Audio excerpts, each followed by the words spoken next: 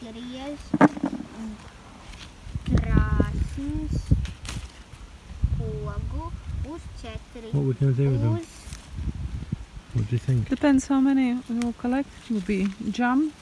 It would be more than put in a juice, but maybe in jam and mix with other berries. Yeah. Dark We done that. jam or something.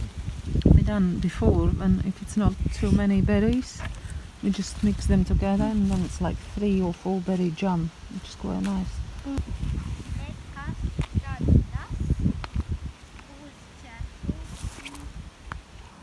They were black currants. These are red currants.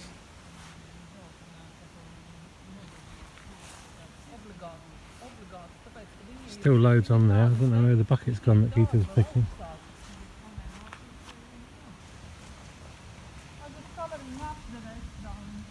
Okay. Nora thinks the first tomato is ready and she wants to eat it. Oh, look at that.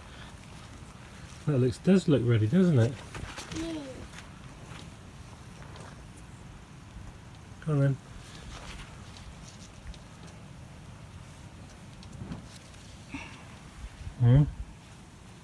What does it taste like? I will just now try.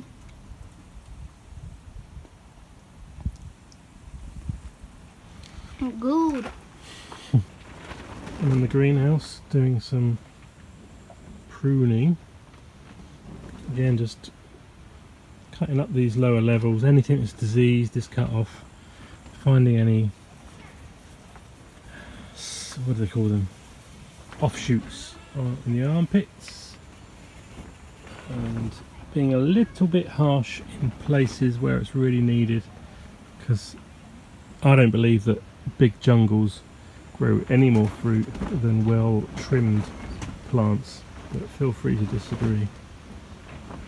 And I'd rather have airflow than disease.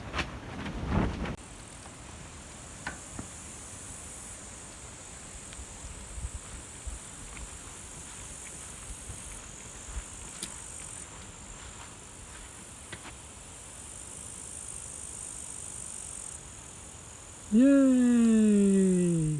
Stop it.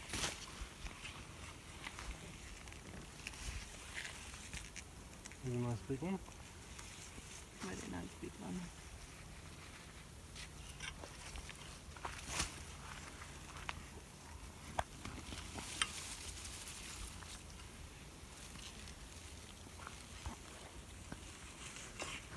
Very dry ground. Even when you get out all that rain.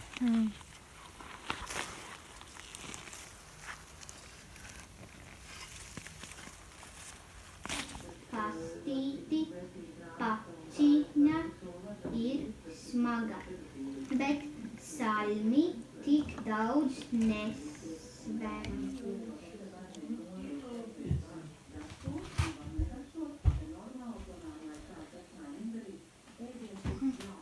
3 berry jam.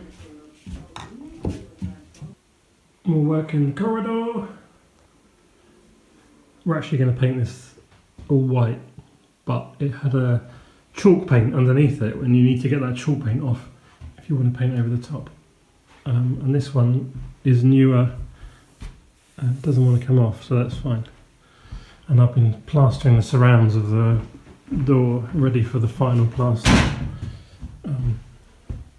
Sorry, the light's not good.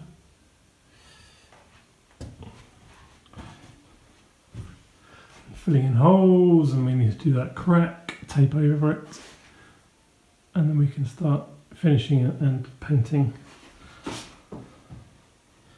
And then the floor. I got the boards up the other day, the metal boards you saw. Don't know what these are. I thought they were bees at first, but when you get close, they're not. There's some kind of beetle. Dare I say it, they almost look cute.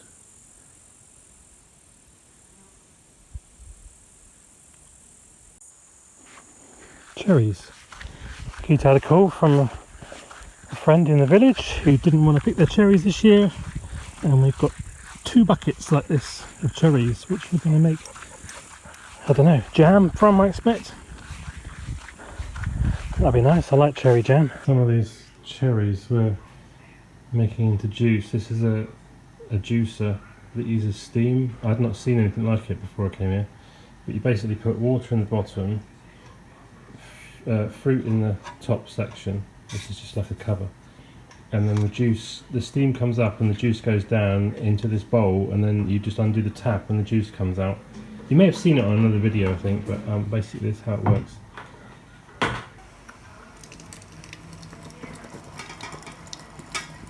It's not that much.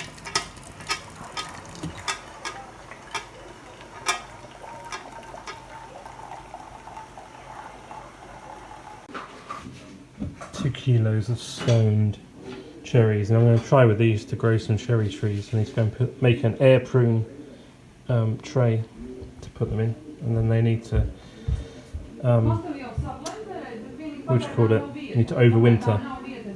I've forgotten the word now. Right, so I've just built the beginnings of what will be an air prune box. So an air prune box needs 2 layers. This is the middle layer where you would put all the compost and the seeds. So the bottom has got a hardware cloth on it. Just a bit of newspaper to hold the compost in. Half fill this with compost. Then I'll put all my cherry pits in, cherry stones. And then we need to stratify those over winter. Or is it vernalise? I can't remember now. And I think vernalise is for plants, stratification is for seeds. So they need to go over winter to be able to germinate next spring, and we need to put those somewhere secure so rodents and animals, whatever, can't get at them. So that stops animals coming up, and also later in the year, next year, we'll stop the roots going too deep down. It's called air pruning, and then you put another layer around here, which just lifts that off the ground, and then obviously I'll put another piece of cloth over the top to stop animals getting in the top, and then we'll grow us a load of cherry trees to, I don't know, either sell or some will be for us, and some we might give away, and some we might sell. Who knows? It's an experiment, but we know these cherries grow in this climate because they've come from the village. So it's, I think, worth a trying to grow a load of native cherry trees, because they're very nice cherries. So here's our box and our seeds, stones, pits, whatever you want to call them. So what I'll do is just gently spread them around.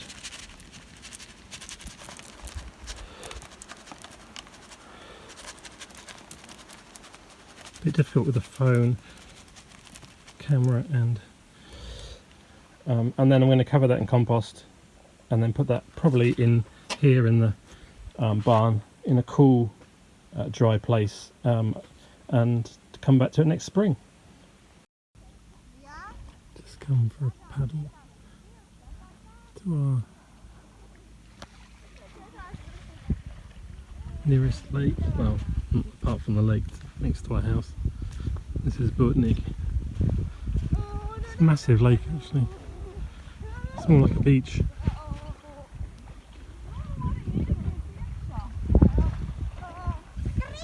Not the neighbour with us, or the neighbour's kid anyway. Grandchild actually.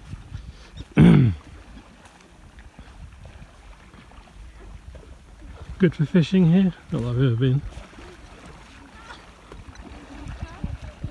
The church over there. I'm going to dig up some of this comfrey. There's a couple of plants extra on the side here. Split the roots, propagate it, and put it into this patch over here and grow a load more comfrey for next year. Okay, so from that little plant in the corner, got 1, 2, 3, 4, 5, 6, 7, 8, 9, 10, 11, 12 root,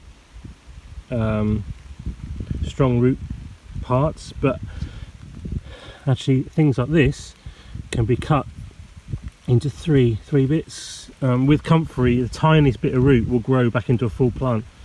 So most of these we can cut in half, and we'll get 2 plants out of them. And next year they'll all shoot up. So you've got potential for sort of 20 different plants there, and then we'll spread those out equally in this space and get a whole bunch of comfrey next year. If you're interested in more about this, then I've got a video which I'll link up here, about the whole process of cutting and chopping and propagating the comfrey. There we are, 18 new comfrey plants propagated, and they'll bush up like those ones over there over the next couple of years. So lots more fertility, lots more food for chickens, and I've got a load of root cuttings left over as well. I could probably cut these into half, making 12. It only needs a tiniest bit of root for it to take. It's weird because any other weeds, quote unquote, you don't want them to spread, but these you do. And they will spread and they will take over, so you need to be careful where you plant them. Wherever you plant them, you want to keep them. Yeah, but that's good, that's exciting, that's planning for future potential and abundance. It's gherkins time. There's a few, but if you look under the leaves, there's plenty there, there, lots more growing there, over there, under here probably. So these are the newer ones. There's two nice ones. And there'll be some, and now what will happen is the later ones will catch up really quickly, and then we'll just be harvesting every day, basically, for pickled gherkins, or every 2 days. For the first time ever, I've rigged up a hose pipe into the garden. It's pretty dry, it's going to be dry for the next few days. We're into the season now where we know rain will come fairly soon. We don't have weeks without rain. And we've got a full tank of water down there. But the thing is, we've never really had a way to use a hose pipe in the garden, so I've got the water, I don't know if you can see from here, but I'll show you in a minute, but the water draining into a tin bath, and then the pumps in the tin bath pumping it up to the up to here, and roughly speaking what is coming into the bath is what's being pumped up, so it keeps it going cyclically. Cyclically, is that a word? I don't know. Yeah, so we were able to give the garden a good soak without having to use watering cans, and it's all rainwater that we've saved, which is good.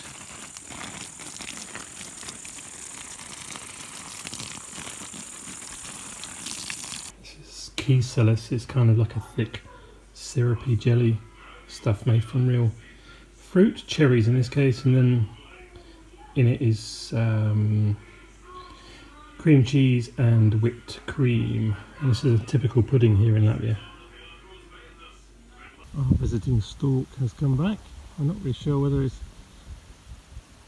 or she is looking for a prospective home or just pausing for a rest, but he's been here for a good 20 minutes already, preening him or herself on top of the telegraph pole, which is a typical site for a stork nest.